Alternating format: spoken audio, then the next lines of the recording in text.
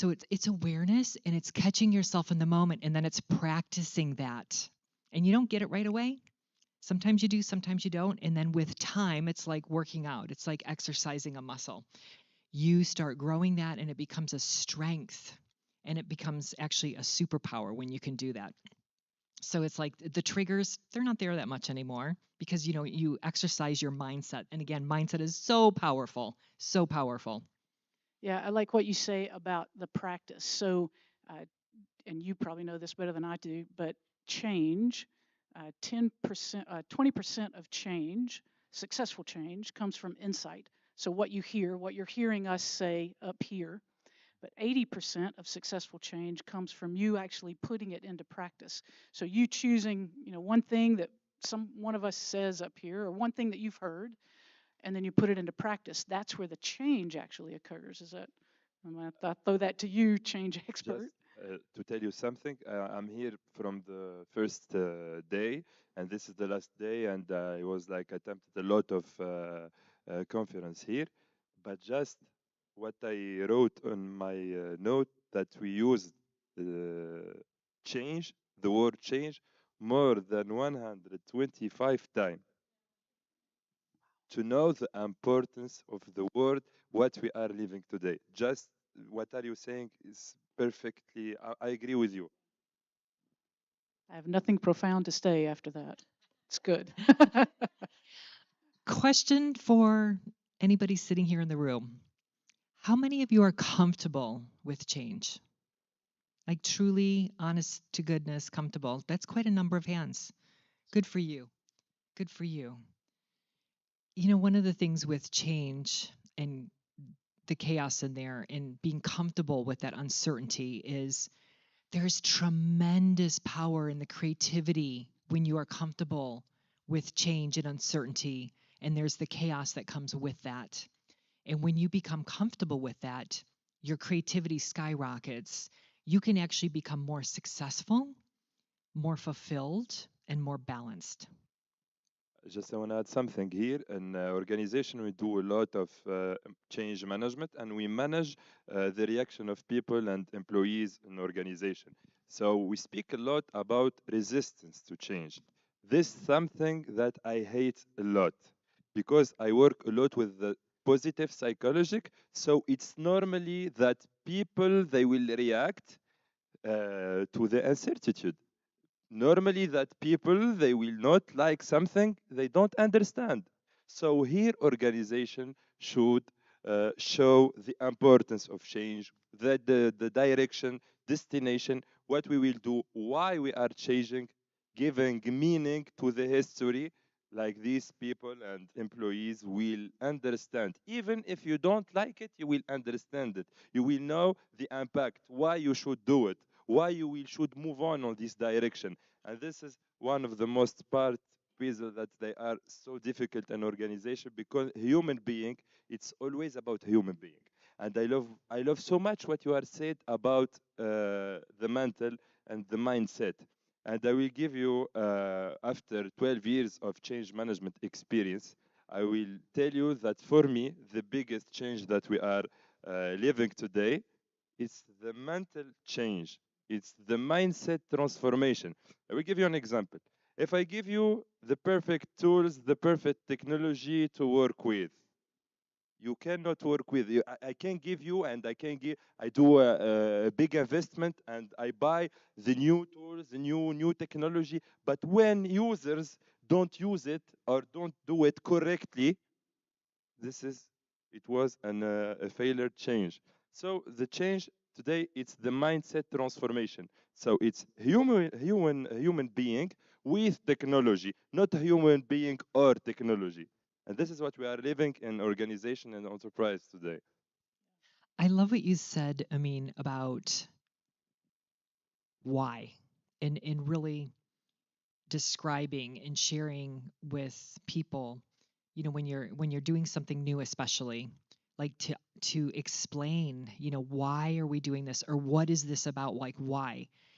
That's huge because that's the communication piece of it that I think so many companies maybe don't do really well. I'm totally agree with you. speaking about finding balance now, communication. So 3, 4 simple activity that we do in organization today to lead change or transformation or project is communicate, communicate, and communicate. Not just communicate face to face or coming. No, no, no, no. It's to use all the channels that we have today to give perfect message. We said that message with impact to awareness, and we can do it with creating a network of ambassador, a network of agent, change agent. It's not like just a simple email that you will send it. You will not succeed like this. You should create a network of leader, a community. So this one of activity that we can do. Also, training and empowerment of your employees to survive to this change, because just implementing a new technology, it can be chaotic for organization. Huh? It can be very difficult. So you should empower, do a lot of continuous learning and a lot of training. You should really feel your employees, feel your team, feel your organization, give the best culture, the collaboration culture, the empathy. You should feel, and this is a sample activity, but they give results. It's not like a magic recipe we will do, I don't know, something unbelievable. No, no, it's simple. Keep it simple, keep it realistic, and you will win after. So this is just to tell you that we can lead change, but we should be like solid. We should have strategy. We should have a lot of activity that we should do, and we should take care of our human being. Go ahead, Nancy. Yeah, well, I was going to take us back just a little bit. So we're talking about change. We're talking about, how do you get from where you are now to where you want to be from a, thriving mentally kind of standpoint. So I want to ask you all a question, and I can't really see anybody over here or anybody over here. So I can only see y'all in the middle. So sorry, y'all are the ones I'm looking at. I would like for you actually by standing up or sitting down, I'm going to give you a question. On a scale of 1 to 10, where do you rank on this? So the question is, how do you deal with stress, personally or professionally? All right, so however you define stress. A 1 is, I'm never stressed. I'm great. It's all good. A 10 is, I am stressed all the time. I deal with stress on a consistent basis, constantly stressed. Like every day, I live in stress. So this could be one way that we define chaos, right? How do we live in chaos? All right. So by standing up, I want to see what your number is. So if you were 3 or below on this question, how do you deal with stress? If you will, stand up. Okay. No 3s or belows. Oh yeah. Okay. 1. Good. Good. You Excellent. are so brave and All right. courageous. Thank you for being Thank you brave. for your Good honesty. job. All right. I can Okay. relate to you, by the way. All right. If you are between 4 and 6, stand up. Between 4 and 6. Okay. All right. All right. That's good. Good. All right. Now, the really brave ones, you're a 7 or higher. How you deal with stress? Okay. There you go. You guys are the ones that are really living in chaos as it relates to stress. All right. I want to ask you one other question. We're not standing up. Clearly, we're not standing up. I want to ask you one other question. On a scale of 1 to 10, how often do you wake up at night either worried about what's coming up or thinking about the things that are in the past? Right? So you're waking up in the middle of the night concerned about something, either in the future or in the past. A 1 is, yeah, sleep like a baby. I got no problems. A 10 is, I feel like I wake up every single night. I'm stressed about something. I am worried about something in the future or in the past. All right, so again, if you had a 3 or below, so you're the ones that sleep like a baby. Okay. I am so All right, jealous. Lot fantastic. of baby here. We need to take We need lessons from you secrets. guys. All right. 4 to 7. Sorry, 4 to 6. 4 to 6. Okay. All right. All right, good. All right, and now those of you 7 and above. Yeah. Clearly. She gives us a 7 good and above, I Two- recommend that's my melatonin. 10 over here, baby. Yeah. Yeah. So So that's just like an idea. What is chaos? How do we thrive mentally in chaos? How do we get from I am waking up every night worried about something in the future or in the past. Uh, if I can, I want to connect just a little brain science to this. So there is research that shows, like within our brain, our neurons are wired a certain way, which leads us to behaviors that sabotage us. And this waking up in the middle of the night or being stressed or anything like that, all of this is actually connected to, like there's brain science that shows you're actually doing something that's creating some of your stress. Now, not all of it. There's other people that are involved in that as well. But there's some of it that you're actually creating for yourself. So how do you thrive mentally? It's a lot of what we've talked about related to change and the behaviors, like choosing certain behaviors that you're going to be consistent with shifting. So if you think about sleeping is actually really important for those of us that don't get a lot of sleep. It's very important that we get sleep so that we can thrive the next day. So I would give you again one takeaway to walk out of here with, which is when you wake up in the middle of the night, do some kind of mental exercise that brings you to the present moment. Your stress, again, brain research shows you can't be stressed, literally research, this is not me. Research shows you can't be stressed in the present moment. Your stress occurs when you're thinking about the future or you're thinking about the past. So if you're going to change, we've got to come to the present moment. That can be a behavior that you change when you walk out of here today. Come to the present moment in order to begin to shift and get into a better place mentally. One of the things I heard, Nancy, was breathing. Just in the middle of the night, I know I wake up a lot, and I think I was just, and then the monkey mind will come in, and I'm thinking about the past, maybe thinking about the future, and I'm like, okay, I just need to go back to sleep now. But breathing. What do you think about breathing to get yourself presenced in the moment? Yeah, I agree 100%. I think breathing is one of the things that does bring you to the present moment. If you're concentrating, if you're thinking about, okay, feel your chest or your stomach rising, so you're focused on that. You're thinking about one that I find interesting is the temperature of the air as you breathe in through your nose and the temperature of the air as you breathe out. If you've never paid attention to that, that's actually sort of interesting. It's different. It's a different temperature coming in and going out. But yeah, I agree. It's funny, I think with breathing too, it's like I'm breathing in and I'm releasing like all the toxins or the negative thoughts and breathing in the positive and maybe affirmations. Yeah, and it just feels better. Just to add something, we are speaking about behavior here. And we must know that today the big change, it's called in organization behavior modernization. So we don't speak about change management project. We speak about behavior modernization, and this is technology what gives us today. Because you use, I don't know, for example, you use some technology, but now you should use it differently.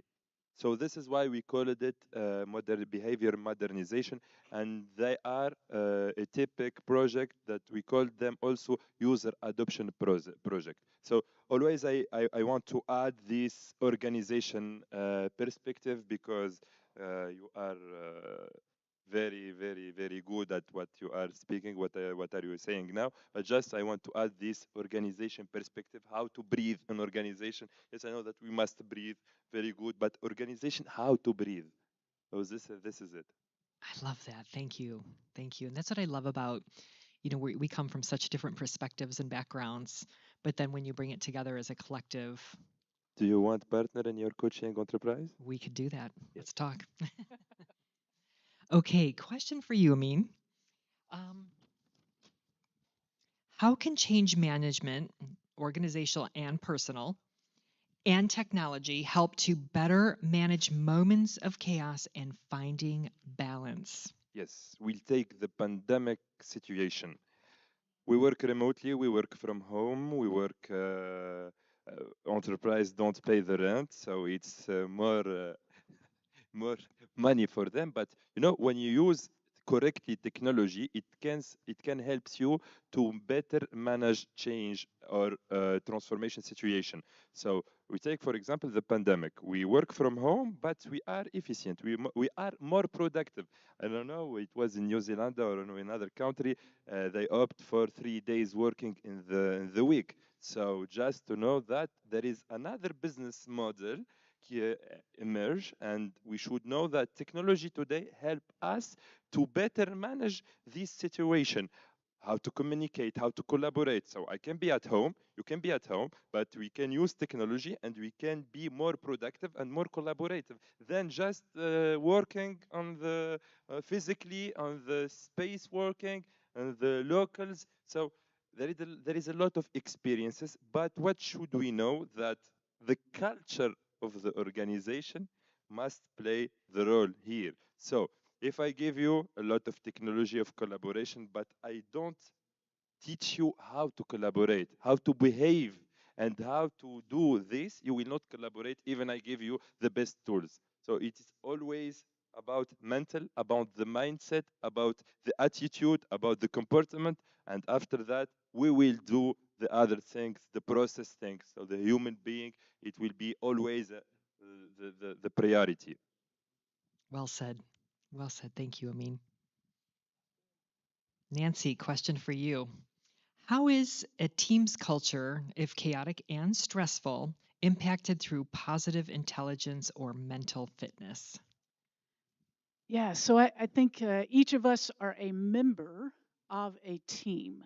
So if we are struggling mentally, be, so not necessarily mental health as we might describe that, but just we're just struggling. We're stressed or anything, frustrated, have anxiety, we feel guilty, we're blaming maybe somebody in our culture. We're all members of a team. So if each of us are bringing that with us, then the team as a whole becomes somewhat dysfunctional. If we can come into our team and be a member of our team through support, even in the chaos, even in the stress, even in the frustration. So another member of the team frustrates me. If you can understand what is driving them, what is the roadblock that they're actually having to overcome, it helps us be a better team member and to a certain extent collaborator with our teammates, right? So if we can understand what we're bringing into the picture, that's one thing. Whenever we can start to understand what other people are bringing into the picture with us, that's when the team can begin to change and the culture can become still chaotic, but the way you deal with it becomes different. The way you deal with the stress. So the stress is going to be there. There's an analogy called the hand on the hot stove. So when the stress is there and your hand goes down onto the hot stove, somebody says something, you're frustrated by it, your hand goes down onto the hot stove. How long you leave it there determines how much you get burned. So if you continue to leave your hand on the hot stove and you're still mad, you're angry, you're frustrated, you're thinking, how in the world could they have done that? Or anything along those lines. Your hand stays on that hot stove that whole time. It's burning. Nobody else is being injured by that except you. At the point when you can say, all right, I'm going to take my hand off of the hot stove, that's when you can choose a different response, just like we've been talking about. So if you bring that mentality into a team and all of the team members do, then everything begins to change and the way you deal with the hand on the hot stove becomes different. Do you ever find that there are just people that love chaos? They thrive on it. Like, yeah, you know what? I'm good. It's a high, it's like they're getting some kind of joy or fulfillment out of it. Let's talk about that one. Me, the first one, I love chaos. You know why? Because if there is no chaos, I don't work. I need chaos in my I I need love it. I need chaos in my professional life. I was kidding, but we try to minimize the impact of the chaos, and we try to help organization to deal with chaos. I want to say just that it's mentally. Even in organization, when you come to organization to do the diagnostic or the analyze the problem, uh, if the CEO or if the high direction don't see the same problem like I see it, it will be continue to be chaotic. because I live it in a lot of situation. I come and I do my analyze, and I say that we have this problem, this problem, this problem, and we must do this and this and this. The chief or the owner don't see like you. No, it's not chaotic like this. No, no, no, no. It's simple. We can do this and this. No, no, no. We must be realistic and we must say the true things to better identify the problem and to better find solution. We cannot find solution to another problem that we don't see. So we must be always realistic and do the true things. I'm just thinking of when I had some teams of people reporting to me and they just lived, I mean, we were in a chaos culture and they lived in chaos and they thrived in chaos. And I'm thinking, man, like let's get you off the chaos hamster wheel and like let's find you a new way to get that feeling that you're after, that feeling of achievement, the feeling of whatever that is. How do you move people, from that chaos to find balance in chaos, but find it another way to get that satisfaction? That's an interesting one. I don't know if my answer is completely directed at that question, but I haven't been in the mental fitness realm my whole career. I worked for the YMCA for 35 years, and there was a tremendous amount of chaos, and there were a lot of people. They didn't say it the same way. They didn't say I thrive in chaos, and they weren't doing what you do. So they didn't say that, but what they did say was I do better work like at the last minute. And at that point, really didn't have a response to that. My anxiety was going up as they waited to the last minute, and they felt like they did better work at the last minute. Today, it's like that's a sabotage movement of where we actually sabotage ourselves in that moment because we think we do better work, but it's only because we're avoiding doing it until the last minute. And then we have to do whatever the work is in that moment. So, yeah. Firefighting. Yeah. Yeah. That's firefighting. It's so interesting.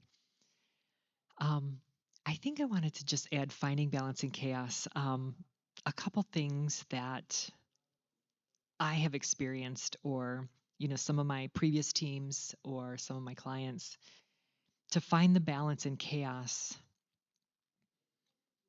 I think you have to have bold boundaries. And bold boundaries are there's always going to be chaos going on in the world. And that could be as simple as I am not watching the news. I am not going to turn on the television. I'm going to scroll through an app and maybe get the highlights. There's many different ways to turn down or turn off the chaos and not participate in the chaos, because it's a choice of how you respond or participate in the chaos.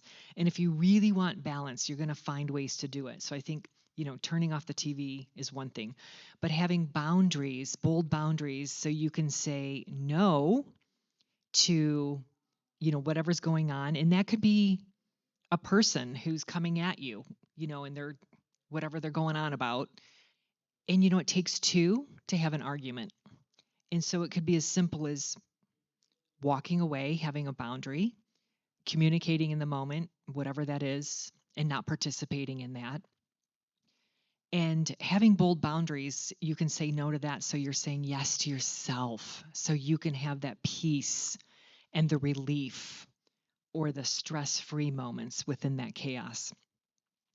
Are there any other things that you can recommend that would be good tips or guidance for finding that balance in the chaos? I will let you because it will be personal things. After that, I will speak about organization and tips for organization. Yeah. Okay. Yeah. So one other thing that I might offer as you get ready to leave this conference is uh, there's an analogy of surfing. So you can't control the wind and waves. You can't control what's going to be coming at you, but you can learn to become a really good surfer. So you can surf over those wind and waves by removing your hand from the hot stove, by setting the boundaries, by taking deep breaths, by coming to the present moment. There's a lot of different things you can do in order to become a good surfer, but you're not ever going to really be able to control the wind and the waves. So, in organization, we should manage emotions because we are working with human being.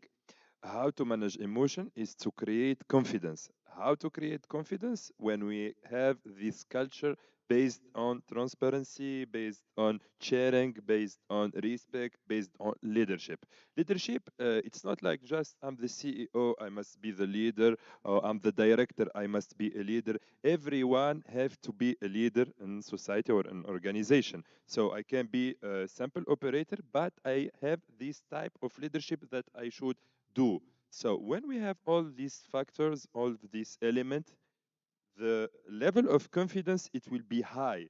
When we have this good level of confidence, we can manage this situation. Because at the end of the day, the question is how to manage this difficult situation. So a lot of activity that organization should do to minimize this level of panic and have this good level of confidence. And you should don't forget that it's community. You will find someone who is so scared. You will find someone who is so have this big confidence. So this is not just a personal. It's a community. It's associative. It's collective. So you will always treat it like population. It's some kind of population organization also. So we do a lot of this. We communicate. We do a lot of communication, and we create, especially this network, this community of leadership. It's really it's magic in society and organization. So this is it. Thank you, Amin. Can I share a story? Yeah. I, thinking back over the years in my corporate career, and then I was running my coaching business and nights and weekends. And going through COVID and, a lot of chaos and, finding balance there and just decades of working. And I was always working really hard because that's what you do. You achieve, you drive, you deliver, slaying all the goals. I was crushing multi-million-dollar deals. And and I was a part of the chaos. And I was chaos. And it was just going on, but I was trying to find my way, like surfing that wave of chaos while being a part of the wave, on top of the wave with chaos. And it's like going, and realizing like, I have stage 3 adrenal burnout. I have hormone hell going on. I'm exhausted. I have insomnia. I'd wake up in the middle of the night and I'd have monkey mind coming in. And I, had thyroid issues and, my gut issues. And because I was going for so many years in this state of being where I was a human doing and not a human being. And it's like, oh my gosh, how can I serve? How can I be the best person? How do I, and I'm being coached and I'm doing my personal development, but yet I'm still struggling to find that balance. And then it's finally like, almost having a breakdown to have a breakthrough. Like, I have got to find a better way to do this, to be a better leader, to be a better wife, to be a better family member, to be a better human being, to be a better woman, so I can feel more fulfilled and joyful, because I was so unfulfilled and so unhappy and living not in balance. And this chaos is going in the world, and the chaos was going in our corporation, and chaos is going in as I'm starting my company and building that. So exhausted. And I'm like, oh my gosh, okay, mindset, Susan, choose a better thought. Okay, so addressing all of these things, and it took time, and I went after it, really working on the mindset, working on detoxing out, old things, doing healing, tremendous healing sessions on myself, really kind of coming forward and, balancing certain things in my body that were out of balance, and as a woman, and just a lot going on. And then I finally remember a couple years ago, kind of coming to the place where I'm like, okay, I'm getting this under control. I'm feeling better. I'm having more energy. I'm sleeping better. Long story short, what are some of the things that happened? I think it's mindset. Mindset is a huge thing. And also working on some of the healing things that I needed to do to heal in my life on all levels.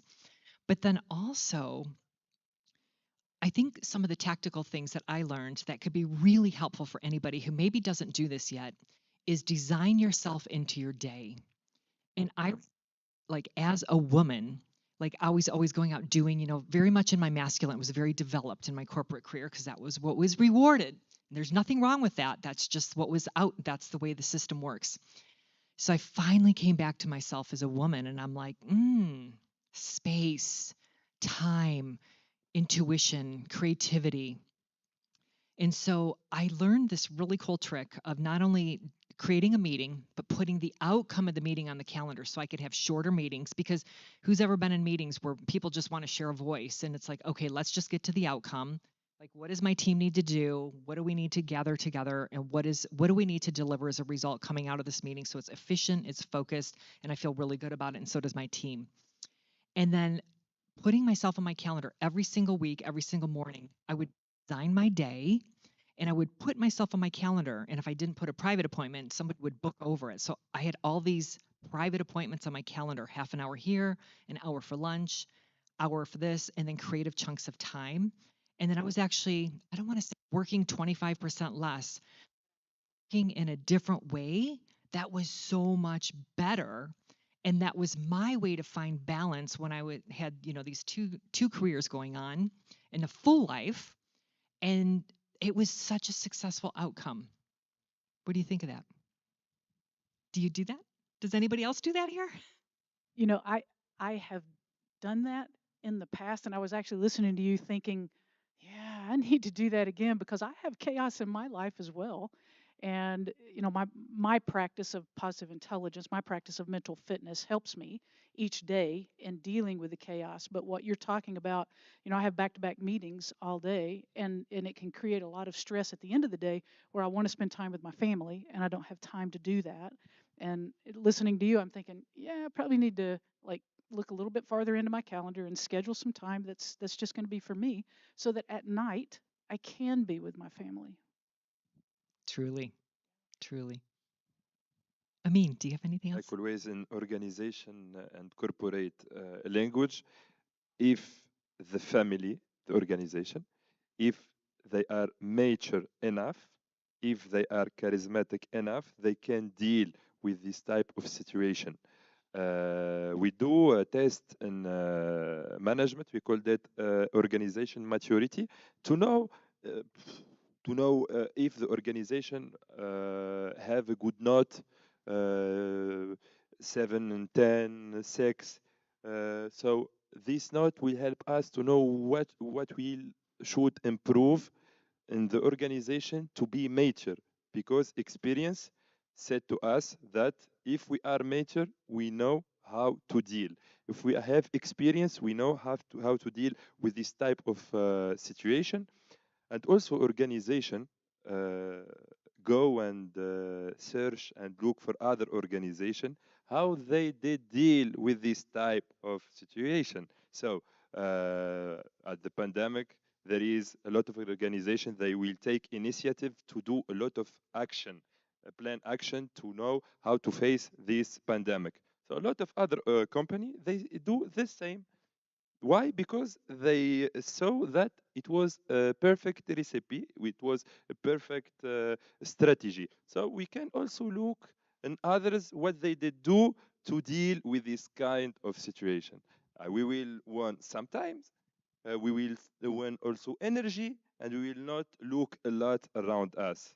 So this is another strategy that we do a lot. Thank you, Amin. So just before we close and take a couple questions, just want to ask Amin and Nancy, any closing words, any last tips or guidance that you want to offer? Feel an organization, feel your human being. They are really very important, and you cannot succeed without them. You cannot transform your organization or going to success without them. For me, what's successful look like is to well treat your people. This is for me the important thing that I must share it today, because I saw a lot of experience. I saw a lot of difficult problem in organization, and every time organization don't take care of their people, it was the chaos. I love it because organizations are people. Without people, there would be no organization. You're so right. Exactly. Thank you, Amin. Nancy. So the last thing that I would like to share is with Generation Z. So I do work with the generations as well, and I think you do also.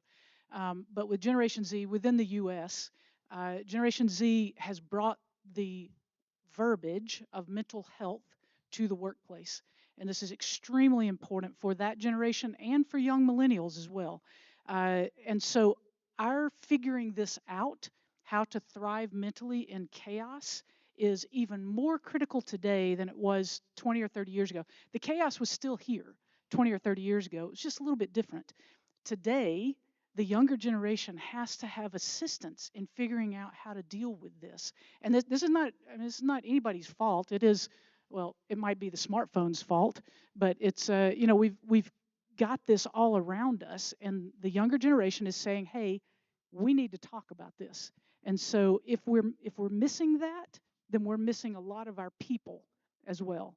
And so, I'd like to leave you with, please pay attention to this. Pay attention to finding mental fitness, finding mental fitness for all of your employees. Um, Not to necessarily push a program, but I did put some information on the tables. If you're interested in knowing more about the Positive Intelligence program specifically, mental fitness, that information is out there. But I would leave you with, the younger generations need this, and they need your help in finding solutions to this. Thank you, Nancy. And I think I just want to close in saying that finding balance in chaos, the balance is so important to have that your self care and your priority to find that balance and to have that balance, you'll do anything if it's important to you. So, for example, there's chaos going around, but chaos doesn't have a seat at my table. No way. It doesn't. It shows up, but I'm like, you don't get to have a seat here. And I think it's just really honoring that my worth and my peace and my balance is so important that I don't let anything get in the way of that now after living in chaos for decades. Super, super important. Thank you. Thank you. Thank Thank We have you. time for one good question for the panel. Anybody? Yes, right here.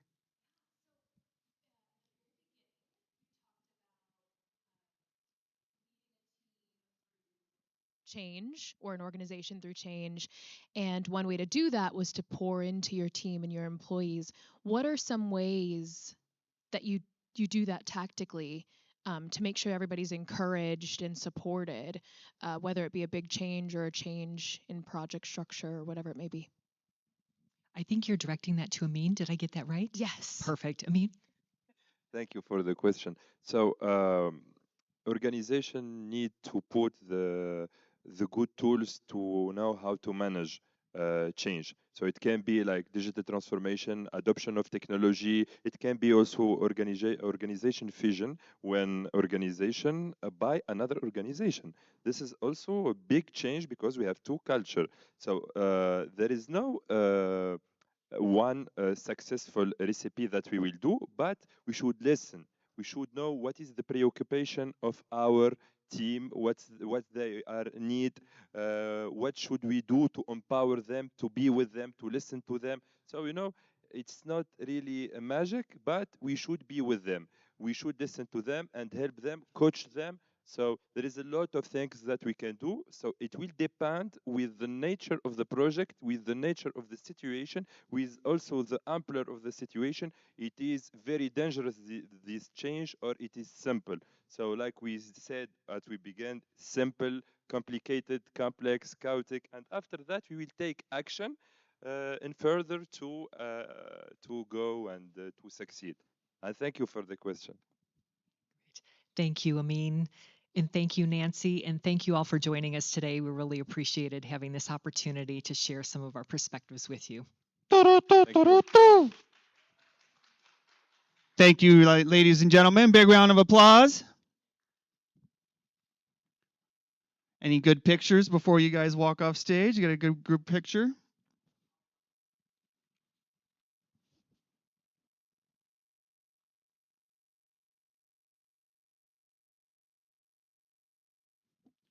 Thank you, panelists, for such an enlightening session. Moving on, in today's hyper-connected world where consumers are bombarded with messages from countless brands, how can we ensure that our audience is targeted across various channels?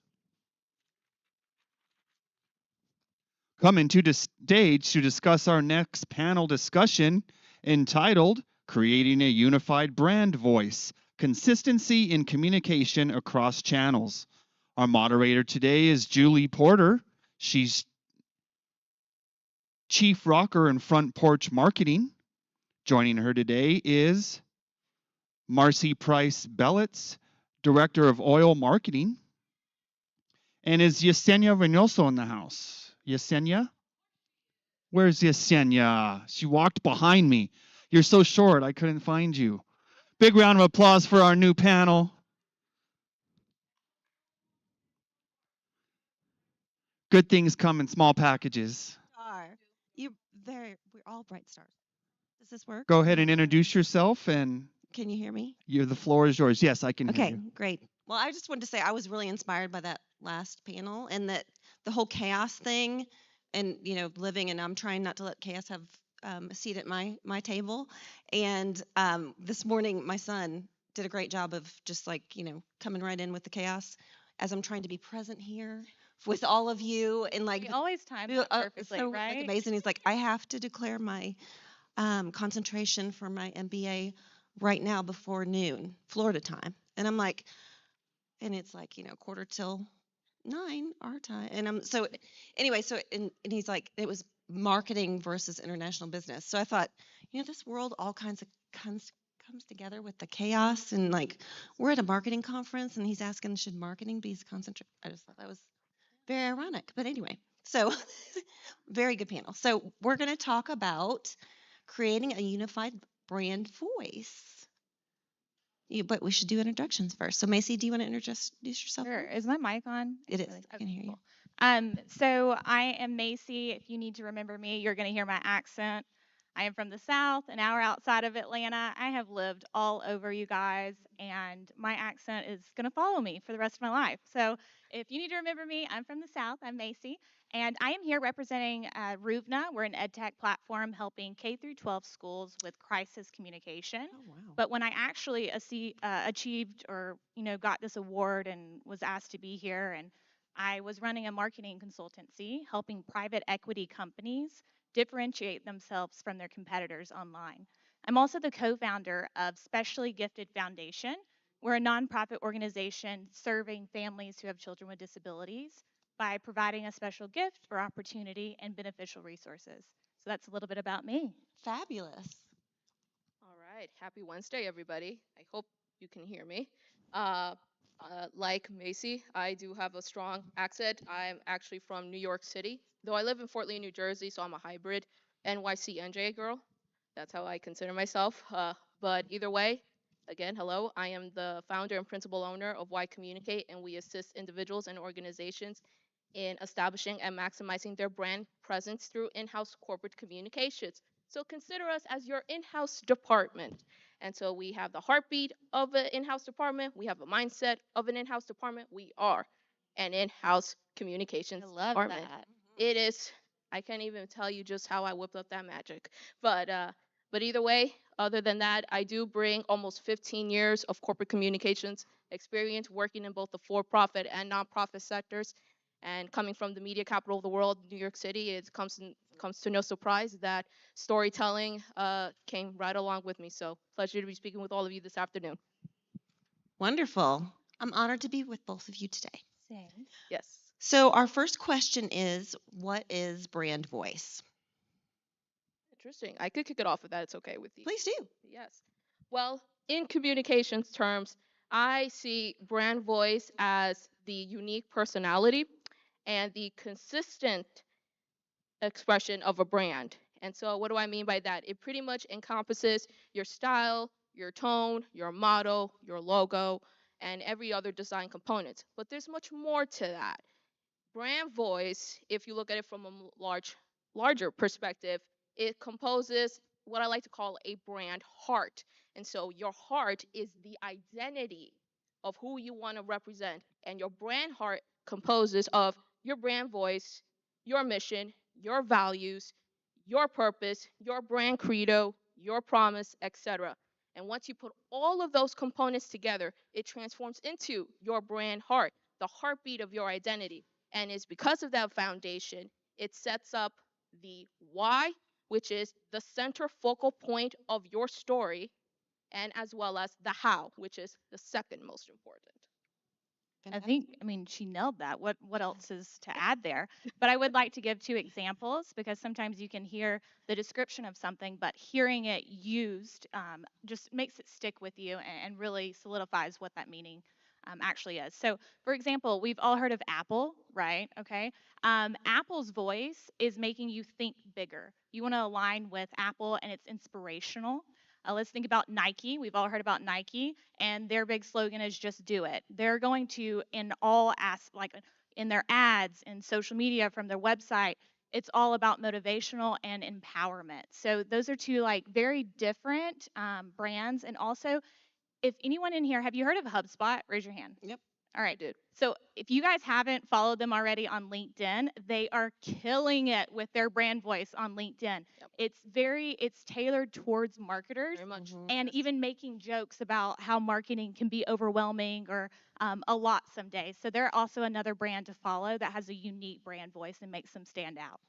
And I want to add to that because ultimately, what's really important when it comes to solidifying your brand voice is being different from the market. It's about differentiation, it's about standing out and making yourself known. What makes you unique? What is exactly does the audience want to obtain, whether it's a service or product or in the nonprofit world, a program? And so, through that differentiation and standing out, you pretty much have a we'll talk about this a little bit more in depth, your unique selling proposition, or also known as USP for short. And in addition, you also get the emotional connection.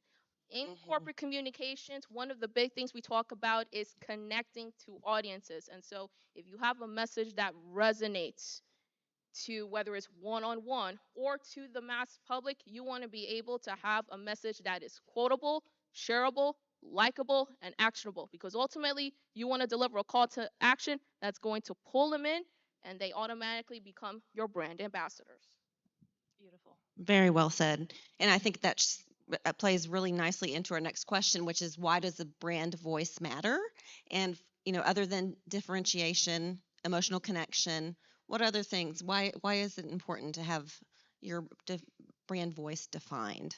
Really, you want to make sure your brand voice is defined so that you can actually connect with who you're here to serve. Because at the end of the day, whatever your business is here so that it can serve a customer or a consumer. And again, I'm going to give an example of this. So, the private equity company that I was working with and helping last year, they said, we're drowning in the noise. There's so many business people out here trying to raise capital to get these multi-million-dollar properties. And I took a look. They had this beautiful brand guide that was done professionally. The designer has worked with Reese Witherspoon and Hello Sunshine Productions, and it was perfect. It had the visuals, it had the tagline, it had the messaging. But when I went to their website, when I went to their social media platforms and their ads, I didn't see any of that. I saw a man in a business suit not talking in his voice, not connecting with his audience, and their audience was with healthcare professionals. And that was their differentiator because he was a CEO, but he was also an orthopedic surgeon. So I said, okay, instead of us doing our ads and our brand shoots in business suits like everyone else is in private equity, Right. I said, why are you not wearing your white coat? You're a doctor and you're trying to serve other doctors and teach them how to use real estate to get passive income. So smart. So that's an example of how your brand voice can be so powerful in connecting with who you're here to serve. And Macy, to follow up, because I think that is a perfect example to one of the pointers that I also want to discuss, which is trust and transparency. In corporate communications, it doesn't matter what industry sector you work in. I always try to drill into whether it's with stakeholders, shareholders, board of directors, senior executives, and even your own employees, the importance of establishing trust and transparency in the market that you're working. Reason being is because in an age where many people are looking for authenticity and genuine messaging. It is of the utmost importance as brands to understand how the market works, who exactly is your target audience, how you're going to connect with them through genuine, real messaging, and then solidify trust. Because once you establish yourself as a true, credible source, people are going to come to you. And in addition to that, we're also living in a society that we're becoming more multilingual and multicultural. And so, throughout my past experience working, especially in corporate, I've had the opportunity to work with teams on developing different types of multilingual content. I'm also bilingual, by the way. Y está muy bueno de hablar en español también. But the reason why is because you, it's true. But it's because you want to be able to talk to audiences in their native language and tone. Once you solidify exactly what they're looking for and you cement that credibility, they're going to come to you. And it is a way for you to establish yourself as a real credible source in your local community, in the market that you're working for. And then you also have individuals who can spread the word. It's about brand loyalty and equity at the end of the day. Awesome. Very well said. So let's talk about, since the brand voice drives really any written word or creative, and we're sitting either, in a corporation that hasn't done their, looked at their brand in 20 years, or you're at an agency pitching a new client to define their brand because they've, been in business for a while, but they have no brand architecture. How do you go about defining a brand voice?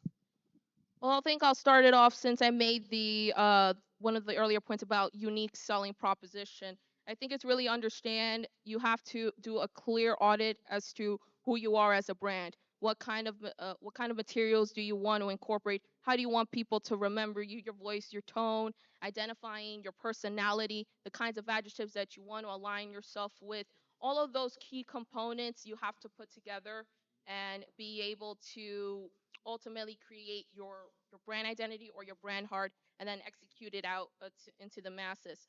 Obviously, you have to have a clear understanding of your audience, so being able to analyze that, the kinds of channels that they consume, and then also take an audit as to your communications channels. It could very well be that you may have digital platforms such as social media, your website, you do email marketing, and you can also look at other communications means such as external communications. Perhaps maybe you want to go and do some earned media, for instance, try to get reporters to talk about your specific service or brand. And so that is another avenue that you want to do. And then ultimately, training, especially for internal communications purposes. You want to have your employees or your team or even your freelancers or partners that you work with feel inspired in how you present your brand forward and then be able to train them consistently and effectively how your what you want your brand to ultimately be and how it needs to be shown out to everybody and how you need to talk about it as well.